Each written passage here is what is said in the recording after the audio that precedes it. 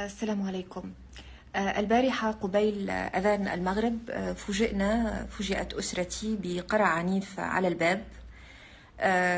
سرعت شقيقتي لفتح الباب، ففوجئت الأسرة بطوفان بشري يعني يجتاح البيت. تقريبا 100 عنصر أمن، جزء منهم بقوا في الخارج وطوقوا البيت من مختلف أرجائه، والباقون اجتاحوا البيت.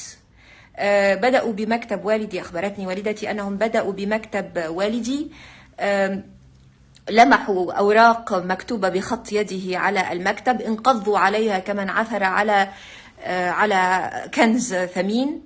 والدتي قالت لي، يعني كنت واقفة مذهولة، قلت لهم يعني الكتابة جريمة، ممنوع أن نكتب، أن نفكر، المطلوب أن نكون حيوانات غير عاقلة. واصلوا تقليب كل محتويات البيت بشكل محموم، وجزء منهم أخذ والدي واقتاده إلى جهة غير معلومة.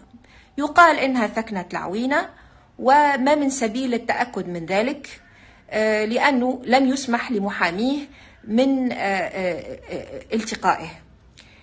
وآخر ما بلغنا من الأستاذ نجيب الشابي هو أنه في المستشفى، ولا نستبعد ذلك. قيل لنا إنه أمضى ليلته جالسا على كرسي، رفض أن يستجيب للتحقيق من دون محاميه، لازم الصمت. قيل لنا أنه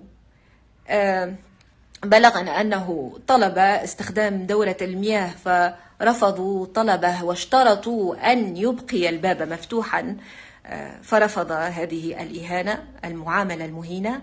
ولا أدري ما البطولة في أن تقتاد ثمانينيا وهو صائم في ليلة 27 من رمضان، ليلة مباركة، سلام هي حتى مطلع الفجر، أن تقتاده من بيته وتحرمه حتى من استخدام دورة المياه. والله هذا لا يضير الغنوشي شيئا، هو يكشف دناءة هذا الانقلاب.